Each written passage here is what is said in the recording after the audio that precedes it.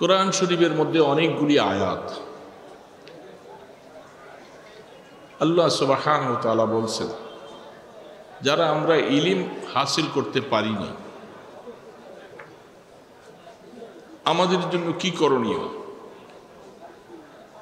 ইলম আল্লাহ পাকের কাছে সবচেয়ে বেশি মর্যাদা সম্পন্ন একটা জিনিস। আল্লাহ পাকের কাছে সবচেয়ে প্রিয় বস্তু হলো ইলম। সেই ইলমটা যারা অর্জন করেছি আলহামদুলিল্লাহ, যারা করতে পারি নাই তাদের জন্য তো একটা চিন্তার বিষয়। যেহেতু আল্লাহ পাক ইলম কাকে দিবেন এটার ফয়সালা জমিনে নয়, এটার ফয়সালা আসমানে হয়ে গেছে।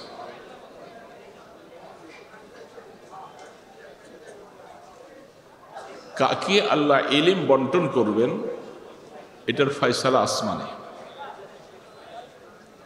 জমিনে না। এই জন্য ইলমের মর্যাদা, ইলমের গুরুত্ব এত বেশি। দুনিয়ার মধ্যে যত শিক্ষা আছে সমস্ত শিক্ষাগুলি দুনিয়া অর্জন করার জন্য। অল্প সময় বোঝার জন্য বলছি,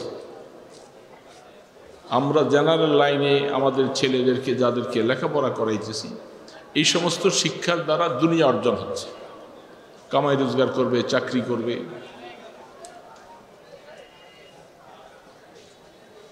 আর ইলম হাসিল করার পরে শুধু মাকসাদ হবে রিজায়ে মাওলা, আল্লাহর সন্তুষ্টির জন্য।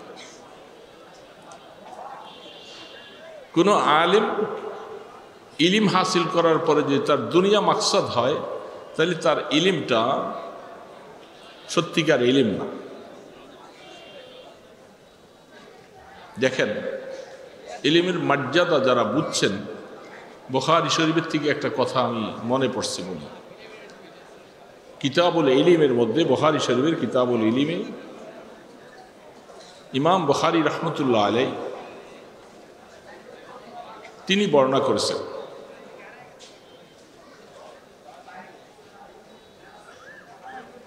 নবী করিম সাল্লাল্লাহু আলাইহি সাল্লামের সোহবত ইয়াফতা সাহাবী হযরত আব্দুর রহমান ইবনে ফাররুখ রাদিয়াল্লাহু তাআলা, একজন বড় দামি সাহাবী।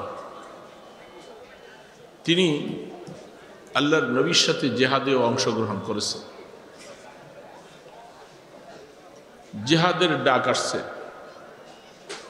আল্লাহ রসুল দুনিয়ার থেকে চলে গেছেন। হযরত আব্দুর রহমান ইবনে ফাররুখ রাদিয়াল্লাহু তাআলা আনহু তিনিও জেহাদি কাফেলায় নাম দিয়েছেন রসুলের জীবনের হায়াতের পরে।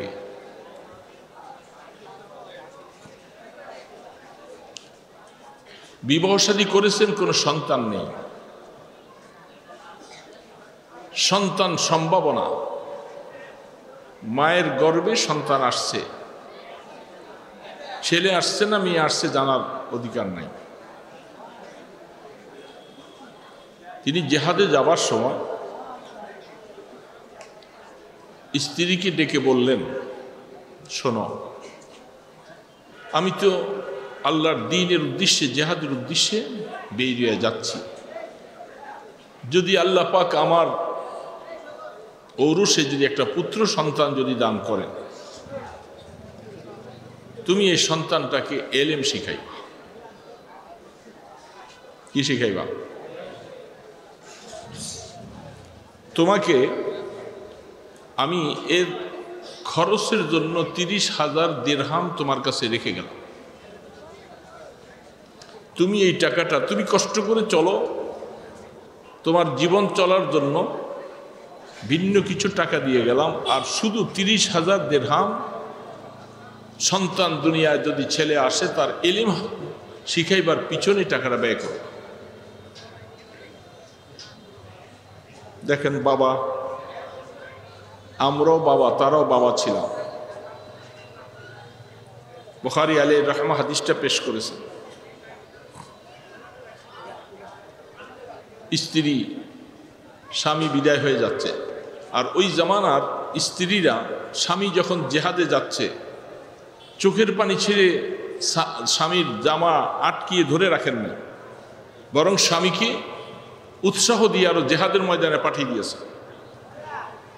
যদি স্বামী হায়াতে থাকে তো বেঁচে আসবে, নতুবা কিয়ামতের ময়দানে আমি শহীদের স্ত্রী হিসাবে উঠব।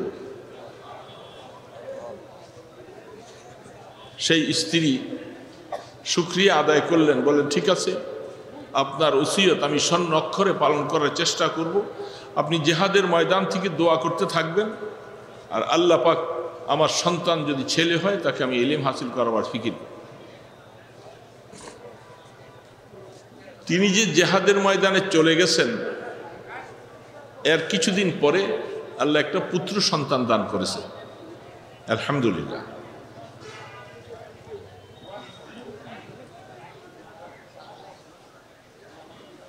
তার নাম রেখেছেন রবিয়া, রবিয়াতুর রায়। অনেক কাছে মশহুর নামটা।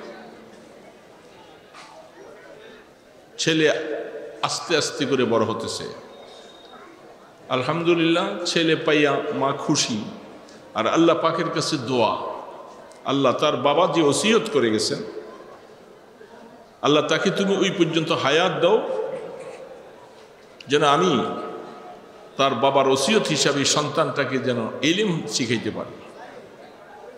মার দোয়া। বাবা তো খবর নাই, ওই জমানার টেলিফোন নাই, মোবাইল নেই, কোনো যোগাযোগ নেই, মিডিয়া নেই। বাবা জেহাদে চলে গেছে, সময়টা পার হলো কতদিন? বাবা জেহাদ থেকে ফিরে আসছেন 27 বছর পরে। সুবহানাল্লাহ। জানা নাই বেঁচে আছেন না শহীদ হয়ে গেছেন। 27 বছর পরে আব্দুর রহমান ইবনে ফাররুখ রাদিয়াল্লাহু তাআলা আনহু জেহাদ থেকে দেশে উদ্দেশ্যে মদিনা শরীফে আসছে। মা ছেলেটাকে ইলম শিখাবার জন্য যত ব্যবস্থাপনা সব কিছু করেছেন। তিনি অনেক বড় আলেম, মসজিদে নববীর ইমাম। মসজিদে নববীতে আল্লাহর হাবিবের রওজা আতহারের পাশে হাদিসের মসনদে বসে বসে হাদিসের মুহাদ্দিস। এখন বলেন যে কেমন ইলম হাসিল করছে? মসজিদে নববীতে ইমাম চারটিখানি ব্যাপার না, ওই জমানায় ছেলে বাবা চেনে না, বাবা ছেলে চেনে না, কোনো পরিচয় নাই। মা মনে খুশি যে আমি আমার ছেলেটাকে বাবার ওসিয়ত হিসাবে তাকে এলেম শিখাবার জন্য চেষ্টা করেছি, আল্লাহ আমার ছেলেটাকে এলেম দিয়েছে। মা খুব খুশি। 27 বছর পরে বাবা আব্দুর রহমান ইবনে ফাররুখ রাদিয়াল্লাহু তাআলা আনহু ঘোড়ার পিঠে সাওয়ার হয়ে মদিনা শরীফে আসছে। রাত্রি অন্ধকার, সাহাবায়ে কেরামদের কাছে খবরও নাই। অনেকদের ধারণা হলো তিনি শহীদ হয়ে গেছেন। এত বছর বেঁচে থাকার কথা না, বেঁচে থাকলে কোনো খবর নেই। 27 বছর পরে তিনি নিজের বাড়ি ভুলেন নাই, বাড়িতে আসছেন। রাত্রিবেলা কিতাবে লেখে ঘোড়ার পিঠের থেকে দরজাটাকে এইভাবে পা দিয়া ধাক্কা দিছে। ওই জামানায় ওই সমস্ত দেশে তখনকার সময় এত চোর ডাকাতের ভয় নেই, এবং দরজা নিয়ে এত আমাদের দেশের মতো এত দরজার ব্যবস্থাপনা নেই। রহমতি দো আলমের ঘরের দরজা সেগুন কাঠের ছিল, কি বলেন? হ্যাঁ বলেন না? রহমতি দো আলমের ঘরের দরজা ছিল পর্দা দিয়া ঢাকা, সালার চট দিয়ে ঢাকা।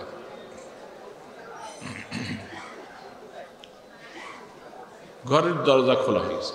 খোলার সাথে সাথে ভিতর থেকে 26-27 বছরের বয়স একজন ঘরে আইসি, আরে অপরিচিত মানুষ, আপনি কে আইসা আমার দরজায়, আমার ঘরের দরজা খুললে? তাদখুলানি ফি হারিমি মান আনতা, আপনি কে? আমার হারিমের ভিতরে, আমার পর্দার এরিয়ার ভিতরে আপনি বিনা এজাজতে ঢুকলেন। কোরআন কি ভুলে গেছেন? আপনি পথিক। আল্লাহর কোরআন কি বলছে? যখন তুমি কোনো কারো ঘরের মধ্যে যাবে আগে সালাম দিবে, এজাজত নিবে, এজাজত নেওয়ার পরে ঘরে ঢুকবা। বিনা এজাজতে আমার ঘরে আইসা ঢুকছো, অত্যন্ত কর্কশ মেজাজ হয়ে গেল। আরে ব্যাপার দুঃখ অবস্থা। ওই জামানায় আমাদের জামানার মতো না, ওই জামানা তো পর্দার ব্যাপারটা খুব সঙ্গীন ছিল, কঠিন ছিল। তিনি বলতেছেন, তুমি কি আমার ঘরের মধ্যে তুমি ঢুকছো? তুমি তো একটা যুবক মানুষ, আমার ঘরে কেন? এটা আমার হারিম, এটা আমার ঘর। আরে উনি বলতেছে তুমি কেন আমার ঘরে, আর তিনি বলতেছে তুমি কেন আমার ঘরে। খুব কর্কশ মেজাজে শরীয়তের কোনো একটা হুকুম লঙ্ঘন হবে।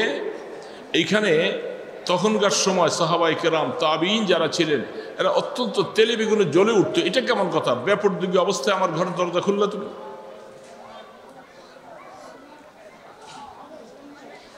ইমাম মালিক রহমতুল্লাহ আলাইহি, তিনি সেই রবিয়াতুর রায় রহমতুল্লাহ আলাইহির ছাত্র। তার উস্তাদ ইমাম মালিক রহমতুল্লাহ আলাইহির উস্তাদ তিনি।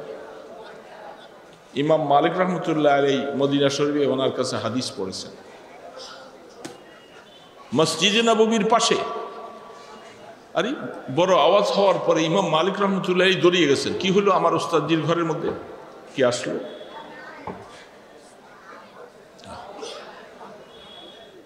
কথা উনি যে দেখতেছেন, আরে আপনি কেন এখানে আসলেন? আপনি কে? ইমাম মালিক রহমতুল্লাহ আলাইহি জিজ্ঞাসা করতেছেন। তিনি বলে, কেন তুমি নাম শোনো নাই? আমি তো আব্দুর রহমান ইবনে ফাররুখ, এই নাম কি তুমি শোনো নাই কখনো? ইমাম মালিক রহমতুল্লাহ আলাইহিকে সেও চিনে না। অবাক হয়ে বলে, আরে আনতা ফাররুখ? না, আপনি ফাররুখ, এত বছর পরে আপনি বেঁচে আছেন? দুইজনে কথা চলতেছেন। মা পিছনে বাড়ির ভিতরে, অনেক আন্দোলনে অনেকে। মা তাদের কথা আওয়াজ শোনার পরে আইসা দরজার খিড়কি দিয়া নজর করে দেখে যে আরে ওনার স্বামীকে দেখা যায়। সুবহানাল্লাহ। অবাক হয়ে যায়। দৌড়ে আইসা ছেলেকে ডাক দিয়া বলতে, ছেলে রবিয়া, তুমি তো চিনো নাই, এ তো তোমার বাবা। হযরতে ফাররুখ রাদিয়াল্লাহু তাআলা আনহু, তিনি ছেলে চেনে না, ছেলে বাবা চেনে না। দুইজনের মাঝে এতক্ষণ কথা কাটাকাটি হয়েছিল। যখন বাপ পরিচয় হলো, হযরতে রবিয়া রাদিয়াল্লাহু তাআলা আনহু এতক্ষণ পর্যন্ত যা কিছু ভুল হয়ে গেছে, মাপ চাওয়ার জন্য বাবার পা জড়িয়ে ধরে মাপ চাওয়া শুরু করলেন।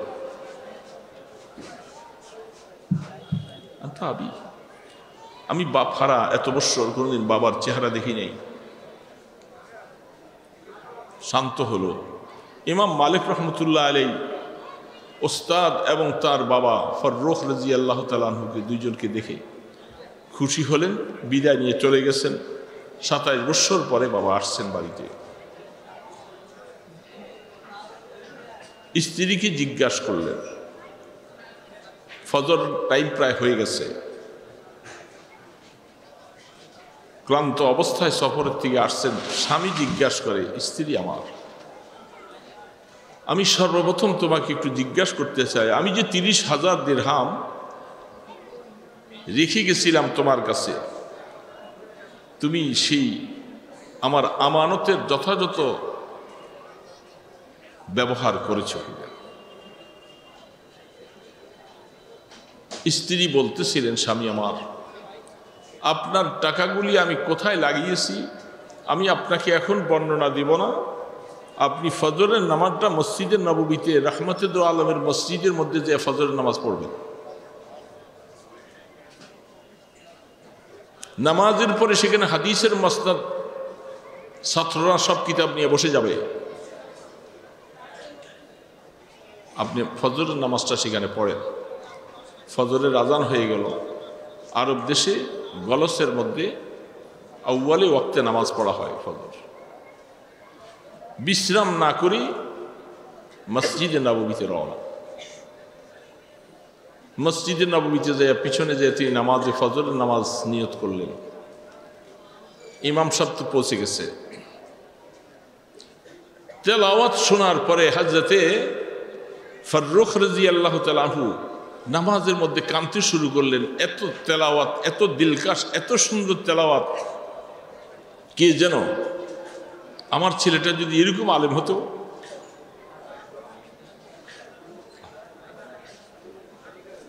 নামাজ শেষ করলেন। নামাজ শেষ হওয়ার পরে তিনি কিছু সময় পিছনে একটু পরেই আইসা দেখে ফজরের পরে ছাত্ররা সব কিতাব নিয়ে বসে গেছেন, হাদিসের কিতাব নিয়ে, অনেক ছাত্র। ইমাম মালিকের জামানা, ইমামে আজম আবু হানিফা রাহমাতুল্লাহ আলাইহির জামানা, কারণ দুইজন হাম জামানা, ইমাম মালিক আর ইমাম আবু হানিফা দুইজনের জামানা এক। নামাজের পরে যখন হাদিসের মসনদের মধ্যে নজর করে দেখেন, আরে চেহারার দিকে যখন নজর করে দেখছেন, নামাজের সালাম ফিরাইবার পরে যখন ফিরছেন দেখে তো ওনার ছেলে। রাত্রিবেলা যে ছেলেকে দেখলাম ভালো করে তো দেখতে পারি নাই, এখন নজর করে দেখে মনের যে তামান্না ছিল যে এত সুন্দর তেলাওয়াত, এরকম একজন আলেম যদি আমার ছেলে হতো, ওনার ছেলে। হাদিসের মসনদের মধ্যে খোঁজে প্রায় অনেক ছাত্র, 150 ছাত্র হাদিসের দরসের মধ্যে বসে গেছেন। সেই হাদিসের মসনদের মধ্যে বসেছেন ওনার ছেলে রবিয়াতুর রায় রাহমাতুল্লাহ আলাইহি। বাবা খুশিতে আত্মহারা হয়ে আল্লাহর ঘরে মসজিদের মধ্যে সেজদায় পড়ে গেলেন। সেজদা দিলেন, আল্লাহর কাছে শুকর আদায় করে বাড়িতে আসছে। আসার পরে, বিবি তুমি যে আমানত এইভাবে রক্ষা করেছো আমি বুঝতে পারিনি, জানতাম। স্ত্রী বলতেছে, আমি এর থেকে একটা টাকা নিজের সংসারে খরচ করি নাই। যে ওসিয়ত করে গেছেন আমি 30,000 দিরহাম সম্পূর্ণ আমার ছেলের পড়ার পিছনে ব্যয় করেছি। যেহেতু আর কোনো সন্তান নাই, একটা সন্তান মায়ের পেটে থাকা অবস্থায় সফরে চলে গেছেন স্বামী। হযরত রবিয়া বুখারী রাহমাতুল্লাহ আলাইহি হাদিসের সনদটা, হযরত রবিয়াতুর রায় রাহমাতুল্লাহ আলাইহি তিনি হাদিসের সনদ বয়ান করলেন। বুখারী আলাইহি রহমাত তার থেকে হাদিস নিয়েছেন। আজাল্লু দরজার তাবি হযরত আব্দুর রহমান ইবনে ফাররুখ রাদিয়াল্লাহু তাআলা আনহুর ছেলে। দোস্ত, মাকেও চেষ্টা করা লাগবে, বাবারও চেষ্টা লাগবে, বাবারও দোয়া লাগবে, মারও দোয়া লাগবে। সন্তান আলেম শুধু মুখে বললে হবে না, সন্তানকে ইলম হাসিল করাবার জন্য সন্তান মায়ের পেটে থাকা অবস্থার থেকে দোয়া শুরু হবে। আল্লাহ পাকের কাছে রব্বানা হাবলানা মিন আজওয়াজিনা, রব্বানা হাবলানা মিন আজওয়াজিনা ওয়া যুররিয়াতিনা কুররাতা আয়ুন ওয়াজআলনা লিল মুত্তাকিনা ইমামা। আল্লাহ পাকের কোরআন, কোরআন না রে বাবা, মাওলা কোরআনের আয়াত দিয়ে শিখাই দিয়েছেন, এ বাবা মা শোনো, তুমি বাবা, সন্তান মায়ের গর্ভে আসার আগের থেকে দোয়া শুরু করে দাও। বাবা আলেম এমনি হবে না, তুমি আমার কাছে কয়দিন দোয়া করেছ? চোখের পানি ছেড়ে ছেড়ে সন্তান মায়ের পেটে আসার পর থেকে দুনিয়াতে ভূমিষ্ঠ হওয়ার পরে বাবা তোমার চোখের পানি দিয়া দাড়ি ভিজিয়ে ফেলো আর বারবার দোয়া করো, রব্বানা হাবলানা মিন আজওয়াজিনা ওয়া যুররিয়াতিনা কুররাতা আয়ুন। আল্লাহ পাক শিখিয়েছেন, তিনি ভালো করে জানেন দুনিয়ার কোনো মানুষের কথা নয়, কোরআনের আয়াত। আল্লাহ পাক মা বাবাকে লক্ষ্য করে বলেন, সন্তান আলেম বানাবার জন্য মা বাবা তোমার চেষ্টাটা কি হবে? চেষ্টা করার পাশাপাশি চোখের পানিতে বুক ভাসাইয়ে দেওয়ার, বারবার করে মাওলার কাছে দোয়া করো, আল্লাহ এ মাওলা তুমি আমার সন্তানকে, আমার স্ত্রী পুত্রদেরকে আল্লাহ এমন বানাও যেন তারা দুনিয়ার মধ্যে নেককার হইয়া আল্লাহওয়ালা হইয়া আমার চোখের ঠান্ডা হয়ে যায়, যাকে দেখলে কলিজাটা ঠান্ডা হয়ে যায়, যার কথা শুনলে কলিজা ঠান্ডা হয়ে যায়, কিয়ামতের ময়দানে আমাদেরকে সাথে নিয়ে আল্লাহর জান্নাতে চলে যায়। আলেম এমনি হবে না, চোখের পানি ছাড়তে হবে। সন্তানকে মানুষ বানাবার জন্য, আলেম বানাবার জন্য অনেক সময় আমি অনেক জায়গায় বলে থাকি, এই সন্তানের বাবা মা শুধু মাদ্রাসায় দিছ, হক আদায় হয় নাই। মাওলার সাথে কানেকশন লাগাইতে হবে। নিরিবিলি বসে রাত্র গভীরে উঠে উঠে চোখের পানি ছেড়ে মাওলার কাছে কাঁদতে হবে, আল্লাহ সন্তান দিয়েছ, এলিম দেওয়ার মালিক তুমি আল্লাহ, আমি সন্তানের শুকর আদায় করতেছি। এই সন্তানকে তুমি আলেমে হক্কানি রব্বানি বানাইবা। এই জন্য বাবা দোয়া করতে করতে মা দোয়া করবে, বাবা দোয়া করবে, আল্লাহ পাক দোয়া কবুল করবে। এই সন্তানকে আল্লাহ পাক এলমে ওহী দান করবে, তার সিনার মধ্যে আল্লাহ পাক এলমে ওহী ধারণ রাখবে। কিয়ামতের ময়দানে এই সন্তান শুধু তুমি নয়, তুমি মা বাবাকে সাথে নিয়ে আরো নেককারদেরকে নিয়ে জান্নাতের অগ্রগামীর জামাত হয়ে যাবে। ওয়াজআলনা লিল মুত্তাকিনা ইমামা। আল্লাহ পাক শিখাইছে, বোঝা যাচ্ছে আল্লাহ যেহেতু শিখাই দিছেন, বাবাকে এরকম দোয়া করা এটা জরুরি, জরুরি না? সন্তান কারণ আলেম হতে হলে এরপরে আলেম হবে। কেমন আলেম হবে? ইন্নামা ইয়াখশাল্লাহ মিন ইবাদিহিল উলামা। এই দোস্ত বন্ধুরা, আল্লাহ পাকের কোরআন বলছে সারা পৃথিবীতে যত মানুষ আছে যারা মুসলমান হয়েছে, ঈমানওয়ালা মুসলমানদের মধ্যে আমি আল্লাহ তোমাদেরকে শুনিয়ে দিচ্ছি, শোনো, সবচেয়ে বেশি আমাকে যারা ভয় করে, আমাকে যারা ভালোবাসে, এরা হলো ওলামায়ে হাক্কানি রাব্বানি। কে রে বাবা, এটা কি আপনার হিংসা লাগে? হিংসা লাগে? এটা তো আল্লাহ পাকের কথা, আমার কথা না। তা আল্লাহ কেন বললেন? আল্লাহ কেন বললেন যে ওলামারা আমাকে বেশি ভয় করে? কেন? আল্লাহু আকবার, আল্লাহ রাব্বুল আলামিন। হে ইমানদার ভাইরা, এই জন্য আলেম তো ওই ব্যক্তি আলেম হবে যার ইলমের সাথে আল্লাহ পাকের ফেরতনি আজিজ ইনকিসারি, আল্লাহ পাকের কাছে সবসময় নিজেকে নিজে বিলীন করে দেয়। আল্লাহ তুমি আমাকে ইলম দিয়েছো, শুকর আদায় করতেছি। কেমনভাবে শুকর আদায় করবা? যে আয়াতটা পড়েছিলাম ছোট্ট করে শোনো। হযরতে সুলাইমান আলাইহিস সালাতু ওয়াস সালাম আল্লাহর পয়গম্বর, তিনি আল্লাহর কাছে দোয়া করেন। কি দোয়াটা করছিলেন সেটা আমাদের নবীজির কাছে আল্লাহ কোরআনের মাধ্যমে বয়ান করেছে। জামে মানে দোয়া। এর থেকে আমার জীবনে শিখার আছে, আপনার জীবনে শিখার আছে। যেহেতু পয়গম্বর দোয়া করেছিলেন, সেই পয়গম্বরের দোয়াটা আল্লাহ পাক এই উম্মতকেও জানাই দিয়েছেন। রব্বি আউজি'নি আন আশকুরা নি'মাতাকাল্লাতী আন'আমতা আলাইহি। পয়গম্বর দোয়া। আমি তো হামাশুমা মানুষ, আমাদের কাছে কিছুই নাই। আমাদের এই অবস্থাটা মনে রাখা দরকার। একজন জলিলুল কদর পয়গম্বর সুলাইমান আলাইহিস সালাম, তিনি আল্লাহ পাকের কাছে নিজকে ফেরতনি আজিজি ইনকিসারি ছোট হইয়া আল্লাহ পাকের কাছে কিভাবে দোয়া করতেছে। এই দোয়া আমরা শিখা দরকার না? আমাদের করা দরকার না? দোয়া তো ওই ব্যক্তি বেশি বেশি করবে যে ব্যক্তি আল্লাহর কাছে সবসময় মুহতাজ হয়ে থাকে, আল্লাহর মুখাপেক্ষী হয়ে থাকে। নিজের অস্তিত্বকে বিলীন করা মাওলার কাছে সবসময় দোয়া ওই ব্যক্তি করবে যার দিলের মধ্যে আল্লাহর মহব্বত যত বেশি, সে আল্লাহর কাছে দোয়া তত বেশি করবে। আল্লাহর মহব্বত দিলে যত বেশি আসবে, তার দোয়া তত বেশি হবে, দোয়া তত লম্বা হবে।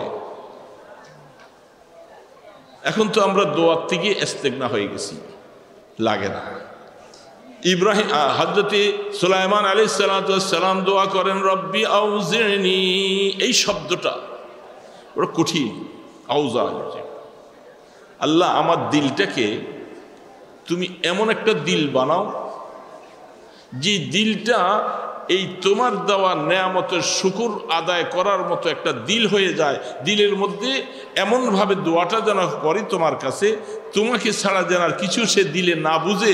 এটাকে আউজের শব্দ বলা হয়েছে। আমার দিলটা একেবারে নরম করে দাও, আমি যেন তোমার নেয়ামতের শুকর আদায় করতে পারি। যে তুমি আল্লাহ আমাকে নেয়ামত দিছো, আমার বাবাকে দিছো, আমার বাবা নবী, আমাকেও নবুয়ত দিয়েছো, আল্লাহ আমাকে জ্ঞান দিয়েছো, এলেম দিয়েছো, তুমি এত কিছু দিলা, তাহলে আমাকে তো এমন একটা দিল দাও যেন আমি সবসময় তোমার নেয়ামতের শুকরের মধ্যে ডুবে থাকতে পারি।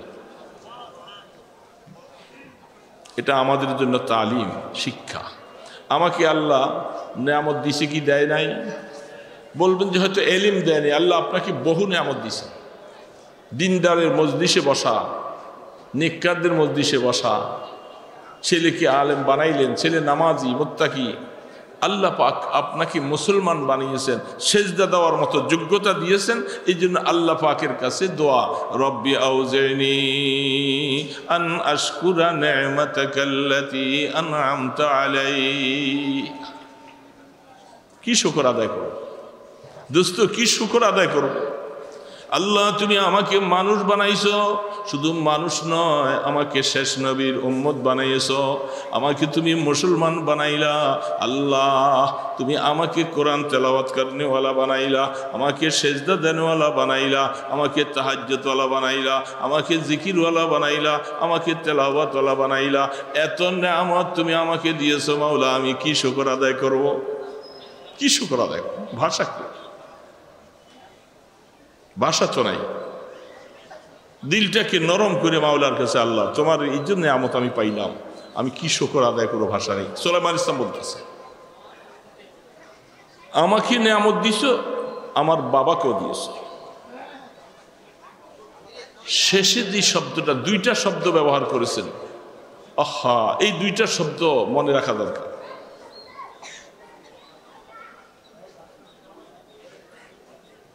আন আ'মালা সালিহান তারদাহ, এই একটা শব্দ জীবনে যদি আমি বুঝতে পারি, আমার জীবন ধন্য হবে। আপনি বুঝলে আপনার জীবন ধন্য হবে। এই কোরআনে আয়াতের এই শব্দটা খুব মনোযোগ সহকারে, ছোট্ট শব্দ, একটু শুনে।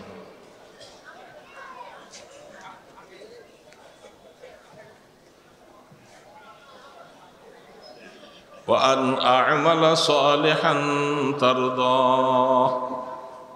আল্লাহ এই যে নামাজ পড়ি, এটা আমলে চলে, কি বলে আমলে চলে না? ওয়াজ নসিহত হইতেছে আমলে চলে, মাদ্রাসায় দান করলাম আমলে চলে, জিকির আজকার করতেছি আমলে চলে। হ্যাঁ, এরকম জীবনে যত কাজ করতেছি অনেক আমলে চলে আছে। আমলে চলে আমরা করি। আমাদের জীবনে যতগুলি আমলে চলে আছে, নেক আমল আছে, এই নেক আমলগুলি কোন মার্কা হইতে হবে এটা মনে রাখার বিষয়। وأن أعمل صالحا ترضاه। শুধু আমল করলে চলবে না, শুধু নামাজ পড়লে চলবে না, শুধু ওয়াজ করলে চলবে না, তেলাওয়াত করলে চলবে না। আমলটা কোন মার্কাওয়ালা আমল হবে, এমন আমল করার তৌফিক তুমি আমাকে দান করো যে আমলটা তোমাকে খুশি করানো যায়, তুমি ওই আমলের প্রতি খুশি হয়ে যাও। আল্লাহ খুশি হবে না, এই নামাজের দাম নাই, এই রোজার দাম নাই, ওয়াজের দাম নাই, তাহাজ্জুদের দাম নাই, মসজিদ বানানো দাম নাই, মাদ্রাসা বানানো দাম নাই। যেহেতু এই আমলের মধ্যে আল্লাহ খুশি না, তাহলে কোনো দাম নাই। দাম আছে? আল্লাহ খুশি না, কোনো দাম নাই। এই জন্য আল্লাহ পাক শিখিয়ে দিচ্ছেন, এটা কোরআনে আয়াত, তো দুনিয়ার কারো বানানো নয়। হে বান্দা শুনে নাও, নামাজ যেন আল্লাহকে খুশি হয়, রোজার দ্বারা যেন আল্লাহ খুশি হয়, তোমার ওয়াজের দ্বারা যেন আল্লাহ খুশি হয়, তোমার তেলাওয়াতের দ্বারা যেন আল্লাহ খুশি হয়। জীবনে যত নেক আমল করবা বান্দা মনে রাখবা এই আমলের দ্বারা মাওলাকে যেন খুশি করানো যায়। মাওলা যেন খুশি হয়। মাওলা কখন খুশি হবে? আমলটা যদি একমাত্র আল্লাহর জন্য করি, দুনিয়ার কোনো মাকসুদে নয়, কাউকে খুশি করার জন্য নয়, সে আমল দেখলে আমার আল্লাহ খুশি হবে। আল্লাহ খুশি নেই, আমলের 2 পয়সা দাম, জীবন বরবাদ, কোনো আমল কাজে আসবে না। এই জন্য আল্লাহ পাক শিখিয়ে দিয়েছে ওয়ান আমালা সালিহান তারদা। পয়গাম্বরকে শিখাইছেন, আরেক পয়গাম্বরের উপরে ওহির মাধ্যমে নাজিল করেছেন আনেওয়ালা উম্মত যেন এর থেকে সবক হাসিল করতে। শেষে যে আরেকটা শব্দ বলছে, এই আমলটা আল্লাহর সন্তুষ্টির জন্য বানানোর জন্য একটা কাইফিয়ত লাগবে, একটা সিস্টেম লাগবে। এটা আয়াতের মাধ্যমে আল্লাহ বলছেন আমার আমলটা আল্লাহর সন্তুষ্টিওয়ালা আমল কখন হবে? وأدخلني برحمتك في عبادك الصالحين। সুবহান কোরআন কি বলবো, অনেকের এখন জেহেনটা পরাগান্দা, দীর্ঘ সারাদিন মেহনত ওয়াজ শুনতে শুনতে। আলোচনা নিবিড়ভাবে শোনা দরকার, নিবিড়ভাবে বলা দরকার। সেই অবস্থা এখন জেহানটা একটা মন্তাসের হয়ে আছে। তো আমি লম্বা কথা বলবো না, আমি সংক্ষেপে 2টা কথাই শুধু এইটাই বলার জন্যই বলছি। যেহেতু আমলটা সালেহ হইতে হবে, আমল সালেহ হইতে হবে না।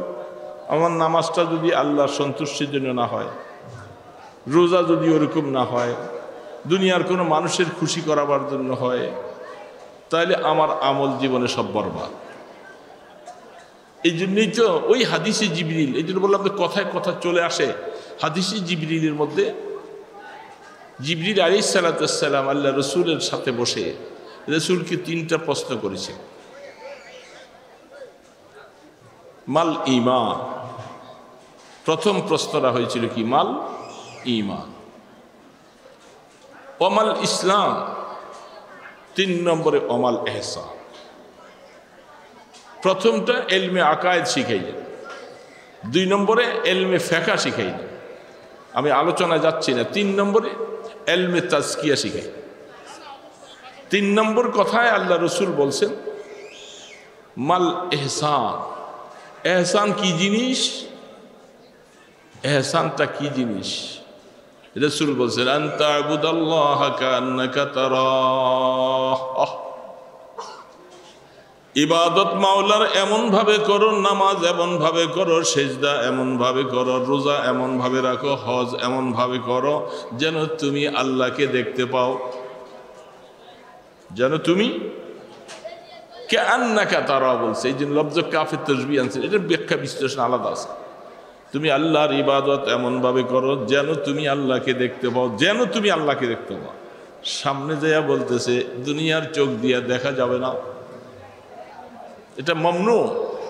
দুনিয়ার এই চক্ষু দিয়ে আল্লাহকে দেখা যাবে, হ্যাঁ, তবে এতটুকু ইয়াকিন দিলের মধ্যে জায়গা দাও, আমি আল্লাহকে দেখতে পাই না, কিন্তু আমার আল্লাহ তো আমাকে দেখেন। কি আল্লাহ দেখেন না? আমি তো দেখতেছি না, আল্লাহ। এই কথাটা অনেক বড় একটা, হাজারো লক্ষ কথার থেকে একটা কথা, দামি কথা, মাল ইহসান। এই ইহসানের দ্বারা ইলমে তাজকিয়া শিখাই, আত্মার পরিশুদ্ধি ঘটানো শিখাইছে। এটার বিস্তারিত আলোচনা অনেক আছে, বুখারী শরীফ খুলে দেখেন, হাদিসে জিবরিল মাল ইহসান। তুমি আল্লাহর ইবাদত এমন ভাবে করো যেন আল্লাহকে দেখো। সম্ভব না, এটা দেখা যাবে কিনা, একদিন আল্লাহকে দেখা যাবে কিনা, দুনিয়াতে না হোক আখেরাতে। দোস্ত আমার বন্ধুরা, আল্লাহকে দেখা যাবে,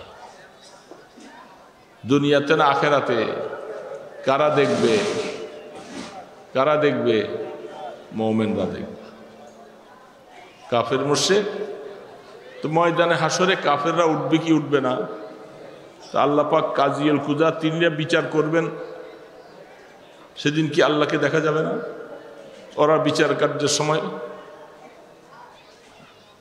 যেখানে রুইয়াতে বাড়িতে আনা, এটা একটা সবচেয়ে বড় আহাম একটা বিষয়।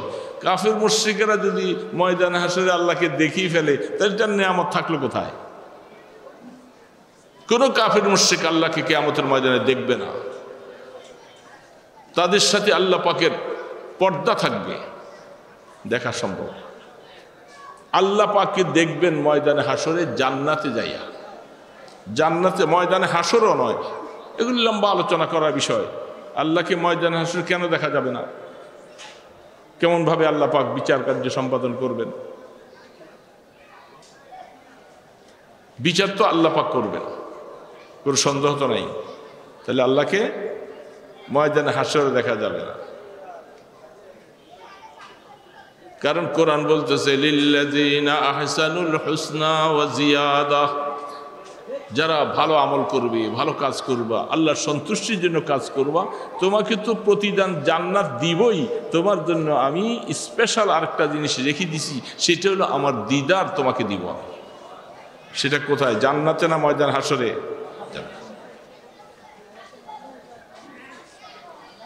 আল্লাহ রাব্বুল আলামিনের দিদার হবে সেদিন। আল্লাহ পাক বলতেছে, বান্দা দেখো, তুমি জীবনে যা কিছু কষ্ট করলা, মেহনত করলা, আমার দিদারটা হলো সবচেয়ে বড় নিয়ামত। এবং আমার দিদার পাবে কারা? মোমেনরা, ইমানদারেরা, যারা জান্নাতে যাবে তারা। মোমেনদের মধ্যে উসাতুল মুমিনিন একদল থাকবে, যারা দুনিয়ার থেকে তওবা করে গুনাহ মাফ করে যাইতে পারে নাই, এরা আউয়ালে দুখুল জান্নাতে যেতে পারবে না, প্রথম জাহান্নামে যাওয়া লাগে, তারপরে সেখান থেকে বাইরে আসবে।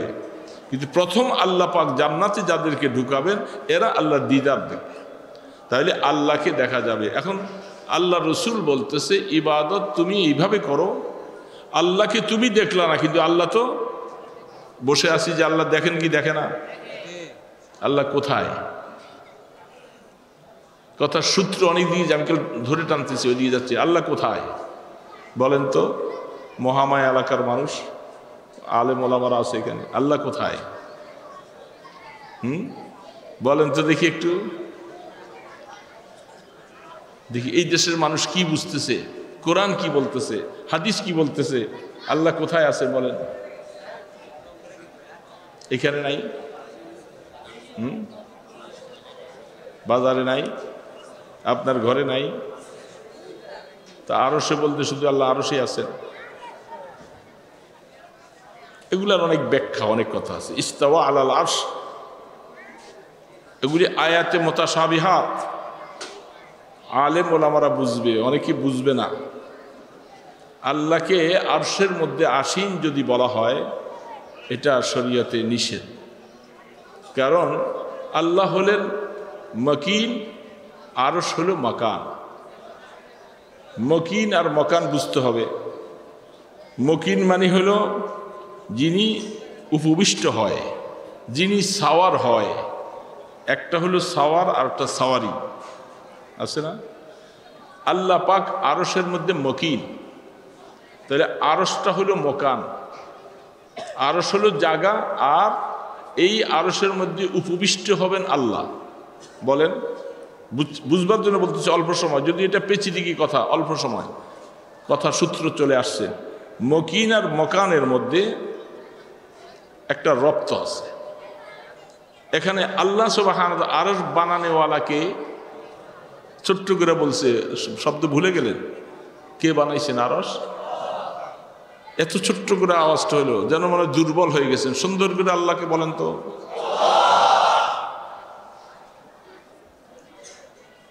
একটু আগে না আমাদের মোহতারাম সাহেব ওয়াজ করছেন, ওই যে যুকিরাল্লাহ ওয়াজিলাত কুলুবুহুম না বলছে, আল্লাহর নামটা আসলে, আল্লাহর শব্দটা আসলে দিলের ভিতরে একটা কম্পন চলে আসে, মায়া চলে আসে। আমি জিজ্ঞাসা করলাম, তো আপনি আল্লাহ বললেন, যেন মরে গেছেন সব। আরশ কে বানাইছেন? এতক্ষণ বলার পরে এখন বাইর হইল। এটা তো দিলের থেকে বাইর হওয়া দরকার ছিল এরকম। এখন আরশ বানানেওয়ালা আল্লাহ, তাহলে আরশ আল্লাহর মুখাপেক্ষী না আল্লাহ আরশের মুখাপেক্ষী?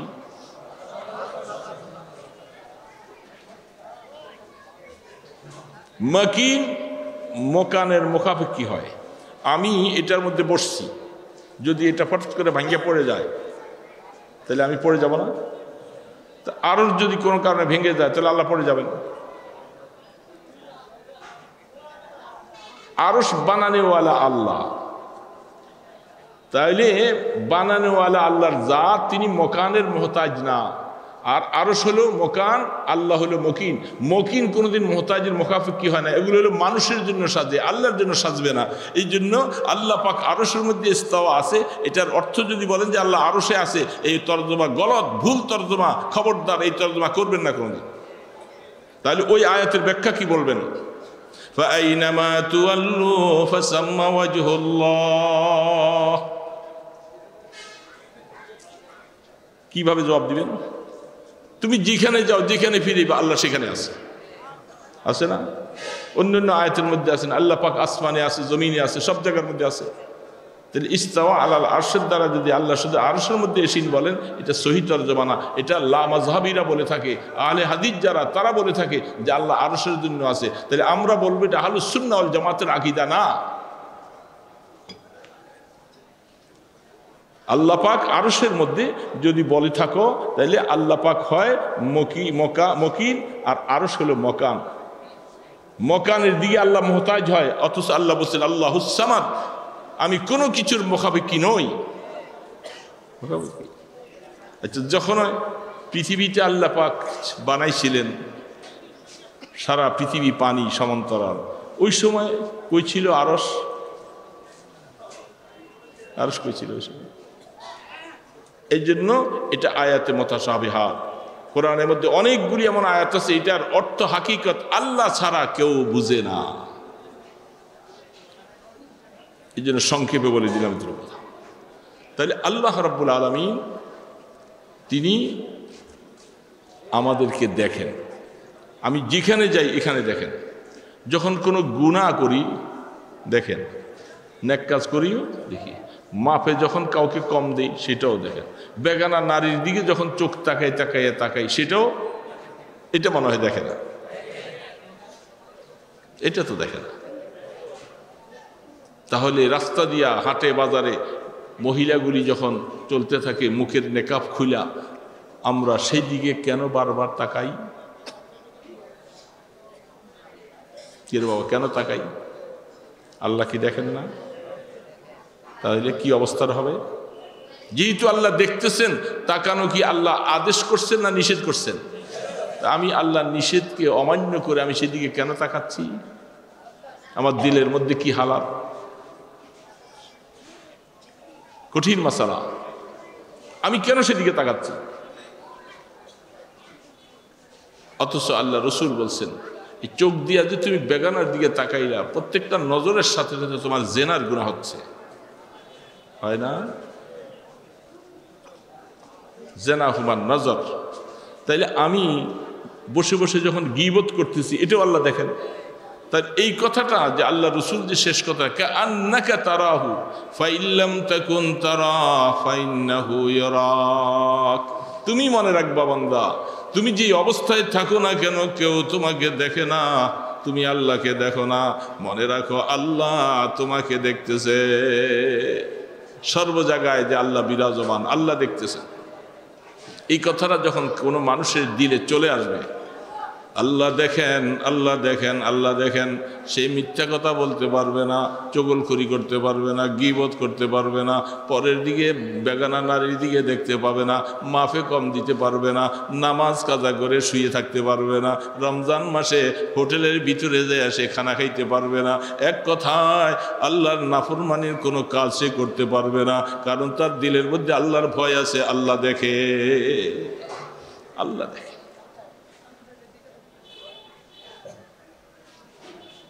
ওয়াহুয়া মাআকুম আইনামা কুনতুম, এই যে এই আয়াতের তর্জমা কি দিবা? ওয়াহুয়া মাআকুম আইনামা কুনতুম ওয়াল্লাহু বিমা তা'মালুনা বাসীর। এই জন্য বলে এই আয়াতের মোরাকাবা করো, নিরিবিলি বসে বসে আল্লাহ দেখেন, আল্লাহ দেখেন, আল্লাহ দেখেন। আমি যেখানে থাকি আমি দেখি, মনে করতেছি কেউ দেখে না, আল্লাহ তো দেখেন। বান্দা, এটা দিলের মধ্যে তুমি জায়গা দিতে থাকো। আলেম হওয়ার ফাজেল হও, মুহাদ্দিস হওয়ার মুফতি হও, তোমাকেও ছেড়ে দিবে না। যদি চক্ষুটা বেগানার দিকে যাও, ছেড়ে দিব। যে এলিম আমাকে গুনাহ থেকে বাঁচাবে না, বোঝা গেল আমার এই এলিমটা এলমে নাফে হয় না। এলিম হাসিল করেছি যেহেতু আল্লাহ পাক বলতেছে ইন্নামা ইয়াখশাল্লাহ মিন ইবাদিহিল উলামা। এই ওলামারা তোমরা আমাকে বেশি ভয় করো, আমি বলছি। এখন তুমি আলেম হওয়ার পরে তুমি আল্লাহকে ভয় করো না, গুনার কাজের মধ্যে লিপ্ত হয়ে গেছো, খবরদার মনে রাখবা কিছুদিন সময় দিবে আল্লাহ পাক, তারপরে এলিমটা তোমার থেকে আল্লাহ সলব করে ফেলবে। এই জন্য মনে রাখা দরকার, আলেম হওয়ার জন্য দোয়াও করতে হবে। আলেম দোয়া ছাড়া আসবে না। আল্লাহর কাছে চোখের পানি ফেলে ফেলে সন্তান আলেম বানাবার জন্য দোয়া করবে। করবেন তো? বংশ ছেলে হয় নাই, নাতিপুতি আছে, এদেরকে এলেম হাসিল করে আলেম বানান, দিন বানান। কি লাভ হবে? লাভ হবে এ বাবা মনে রাখো, এই ওলামায়ে কেরামের উসিলায় তোমার ছেলে নাতি তারা আলেম হবে। কোরআনে আয়াত আছে কিয়ামতের ময়দানে তাদের সাথে হাসর বানাইয়া একসাথে তোমাকে জান্নাতে পাঠাইয়া দিবে। এই জন্য সুলাইমান আলাইহিস সালাতু ওয়াস সালাম, শেষ কথা ওইদিকে যাব না। সুলাইমান আলাইহিস সালাতু ওয়াস সালাম শেষ কথাটা বলতেছে আদখিলনি বিরহমাতিকা, আল্লাহ তোমার রহমতের দ্বারা, রহমত ছাড়া হবে না। আদখিলনি বিরহমাতিকা ফি ইবাদিকা সালিহিন, দুনিয়ার মধ্যে সালিহিন বান্দা, নেককার বান্দা, আল্লাহওয়ালা বান্দা আছে না নাই? এই মজলিসে আছে না নাই? আপনি বলবেন কই, আমি তো দেখি না। আছে। সবাইকে নির্দেশ করেছেন আল্লাহ, ফালা তুজাক্কু আনফুসাকুম, তুমি নিজেকে নিজে আল্লাহওয়ালা মনে করো না, নিজেকে নিজে নিষ্পাপ মনে করো না। কিন্তু আমরা বলবো যে হ্যাঁ বহু আল্লাহওয়ালা এখানে আছে। আরেকজনে বলতে তো নিষেধ নাই, নিজেকে নিজে বলা নিষেধ। কোরআনের মধ্যে আছে না? ফালা তুজাক্কু আনফুসাকুম, খবরদার তাহাজ্জুদ গুজার আলেম হয়েছ, জিকিরওয়ালা, তেলাওয়াতওয়ালা, তাসবিহওয়ালা, যত কিছুই করো না কেন কোনোদিন নিজেকে পবিত্র মনে করো না। কারণ এই কথা মনে করলে নফস খুশি হয়ে যাবে, তোমাকে ধোঁকা দিয়ে ফেলবে। যেখানে ইউসুফ আলাইহিস সালামের মতো পয়গম্বর হইয়া বলতেছে ওয়ামা উবাররিউ নাফসি, আল্লাহ আমি আমার নফসকে পাক মনে করি। ইন্নান নাফসা লাআম্মারাতুম বিসসু, নফসের কাজ হলো কাসীরুল আমরি ইলা সু। রুহুল মানি ওয়ালা তার তাফসীর করতেছে, এটার কাজই হলো গুনাহ বেশি করাবে, গুনাহ বেশি করাবে, গুনাহ বেশি করাবে। এই জন্য ইউসুফ আলাইহিস সালাম বলতেছে ওয়ামা উবাররিউ নাফসি, বাবা আমরাও এরকম মনে করি, আমি আমার নফসকে আমি পাক মনে করতে পারি না।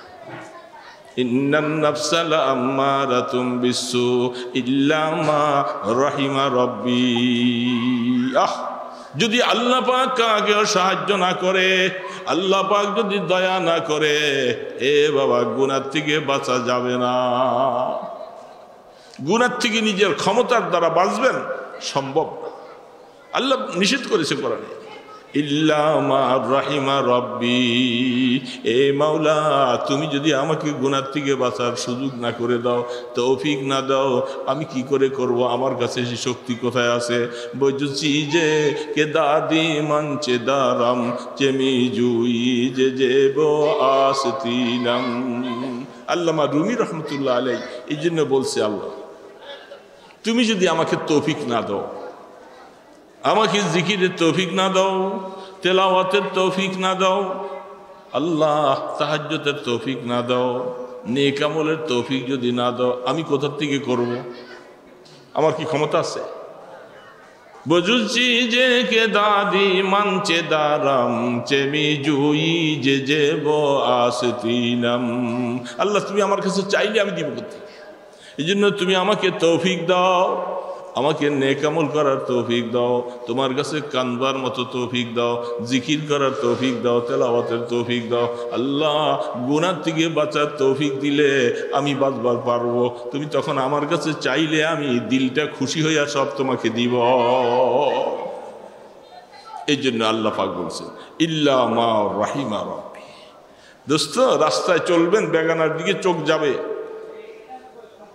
আল্লাহ পাকের কাছে বলে আল্লাহ তো দেখে, আমি তো আযাব সহ্য করতে পারবো না, এই জন্য চোখটা ওইদিকে তাকাবেন, হঠাৎ নজর পড়ে গেছে, চোখ ফিরাব, আর ভিতরে কেবল জ্বালা যন্ত্রণা শুরু হবে, আরেকবার তাকাইতে, আরেকবার তাকাই, আরেকবার তাকাই, আর মনে করতে হবে জাহান্নামের আগুন সহ্য করতে পারবে।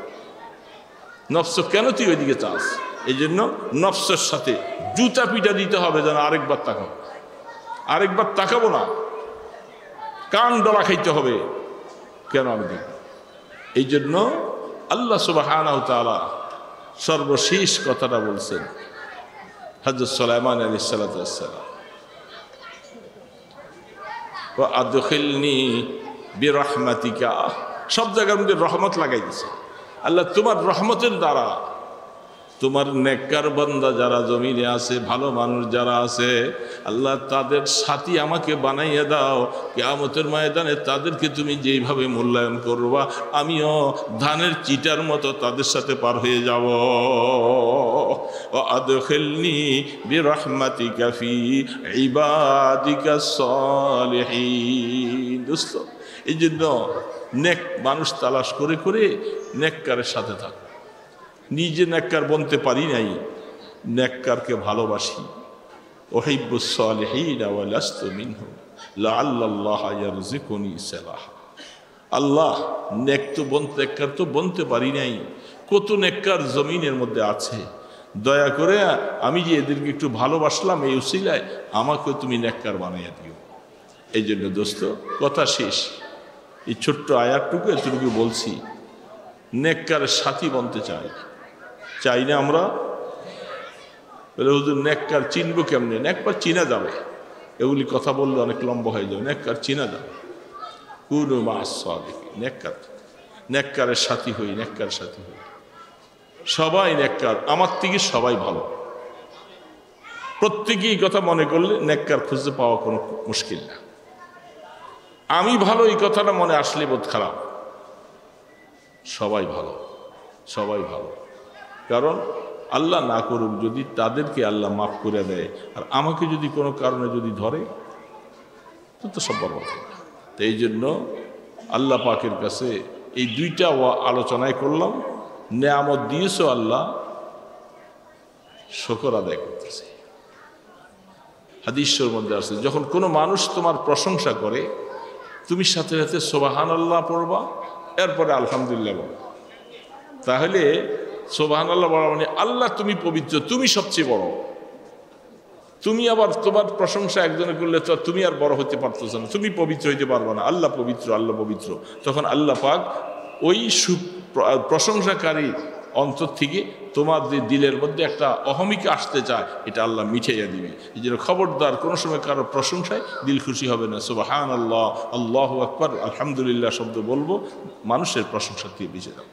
আল্লাহ সুবহানাহু ওয়া তাআলা আমাদেরকে হায়াতে যতদিন রাখেন, আল্লাহ যেন নেককার দিনদার বানিয়ে দেন। যখন আল্লাহ পাক হায়াত থেকে নিয়ে যাবেন, আমাদেরকে যেন নেককারের সাথী বানায় উঠান। কিয়ামতের ময়দানে আল্লাহ পাক নেককারের সাথে আমাদের হাসরের ব্যবস্থা যেন করে দেন। প্রত্যেকে ইস্তেগফার করি, আস্তাগফিরুল্লাহ রাব্বি মিন কুল্লি যামবি ওয়া আতুবু ইলাইহি। আস্তাগফিরুল্লাহ রাব্বি মিন কুল্লি যামবি ওয়া আতুবু ইলাইহি। আস্তাগফিরুল্লাহ রাব্বি মিন কুল্লি যামবি ওয়া আতুবু ইলাইহি। লা হাওলা ওয়ালা কুওয়াতা ইল্লা বিল্লাহিল আলিয়্যিল আযীম। اللهم صل على محمد وعلى آله وأصحابه وبارك وسلم. اللهم صل على محمد وعلى آله وأصحابه وبارك وسلم. اللهم صل على محمد وعلى آله وأصحابه وبارك. الحمد لله رب العالمين. الحمد لله رب العالمين.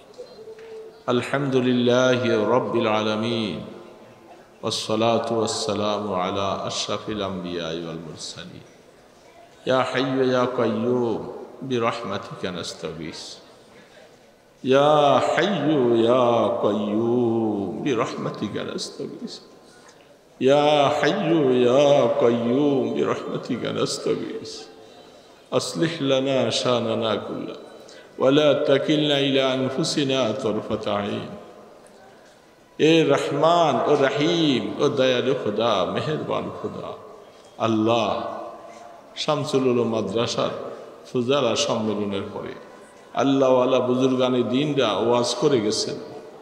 এই মজলিসটার মধ্যে তুমি অনেক বরকত রেখেছো। সেই বরকতওয়ালা মজলিসে আমি একটা নরাধম অধম পাপী গুনাহগার তোমার শাহী দরবারে মুসাফিরি হালাতে হাত তুলেছি মাওলা। মাওলা আমার সামনে কতগুলি নেককার মুসলমানেরা বসে আছে, আল্লাহ তো আলেমুল আলেমরা বসে আছে, ওলামায়ে হক্কানি রব্বানি বসে আছে। আল্লাহ সবাইকে নিয়ে আমি মিসকিন দুইটা হাত তুলেছি। আল্লাহ একটু দয়া করে মায়ার নজরে তাকাও না। আমরা খালি হাত পাচ্ছি আল্লাহ রাজা দিরাজের কাছে রহমান রহিমের দরবারে। আল্লাহ আমরা হাত পাচ্ছি, আমাদেরকে খালি হাতে ফিরাই দিও না। আমাদের জীবনের গুনাহগুলি মাফ করে দাও। গুনাহ করে করে বরবাদ হয়ে গেছি, জীবনে অনেক গুনাহ করেছি, সাহস হারিয়ে ফেলছি, তোমাকে আল্লাহ বলে ডাক দেওয়ার যোগ্যতা হারিয়ে ফেলছি। আনতা রব্বি আনতা রব্বি আনতা রব্বি আল্লাহ আপনি আমাদের রব, আপনি আমাদের প্রভু, আপনি আমাদের মালিক। আয় আল্লাহ গুনাহ করে হাজির হয়ে গেছি, আল্লাহ মাফ করে দাও, মাফ করে দাও, মাফ করে দাও। তওবা করতেছি, নসিহতান মাফ করে দাও। ক্ষমা তো তুমি করবা মাওলা, তুমি ক্ষমার যোগ্যতা কোনো নবীকেও দাও নাই। আল্লাহ তুমি তোমার কোন বান্দাকে মাফ করবা তুমি ছাড়া কেউ জানে না মাওলা। আল্লাহ কত গুনাহগার নিরিবিলি বসে বসে রাত্রের অন্ধকারে তোমার কাছে হাত তুলে চোখের পানি ছাড়ে, তুমি ছাড়া তো কেউ জানবে না মাওলা। আমরা এই খোলা ময়দানে আল্লাহ আল্লাহ তোমার কাছে হাত পাচ্ছি, আল্লাহ আমাদেরকে মাফ করে দাও, আমাদের আমল নামাটা পরিষ্কার করে দাও মাওলা। গুনাহগুলি নিয়ে কিয়ামতের ময়দানে লজ্জিত করে দিও না মাওলা। আল্লাহ গুনাহ নিয়ে কবরে ডাক দিও না, কখন ডাক চলে আসবে জানি না। খালি হাতে রওনা দিয়েছি আল্লাহ, খালি হাতে রওনা দিয়েছি আল্লাহ, আমাদের সাথে একটু মায়া ব্যবহার করিও আল্লাহ। কাফের মুশরিকের মতো আমাদের সাথে ব্যবহার করো না মাওলা। আমাদের রূহটা যখন নিয়ে যাইবা আল্লাহর রহমতের ফেরেশতা পাঠাইয়া দিও, শয়তান যেন ওয়াসওয়াসা দিতে না পারে। হে মাওলা মওতের সময় জবানে কালেমাটা পড়াইয়া দিও আল্লাহ। আমরা আপনাকে ভুলে যাই নাই, আপনি আমাদেরকে ভুলে যাইয়েন না মাওলা। আল্লাহ কবরে এতিমের মতো চলে যাবো, সেইখানে নিয়ে আমাদেরকে মাইরো না মাওলা।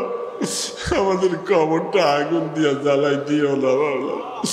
এই শরীরের মধ্যে আগুন সহ্য করতে পারবো না মাওলা। ইজ্জতওয়ালা মাওলা, আগুনে জ্বালাই না মাওলা। আল্লাহ কেমনে মারবা, মায়া কি লাগবে না মাওলা। এই গভীর রাত্রে কারো কাছে হাত তুলি নেই, দুনিয়ার কারো দুয়ারে যাই নাই, রহমান রহিমের দুয়ারে এসে হাত পাচ্ছি। আমাদেরকে খালি হাতে ফিরাই দিও না মাওলা, তোমার রহমানিয়তের কলঙ্ক হবে মাওলা। আনতা আরহামুর রাহিমিন, ইল্লাম তারহাম মান ইয়ারহাম ইয়া আরহামার রাহিমিন। আপনি মাফ না করলে কে মাফ করবে মাওলা? আপনি বলছেন এ গোলাম গুনার কথা স্মরণ করা মাসির মাথার মতো দুইটা ফোঁটা চোখের পানি ছেড়ে দে।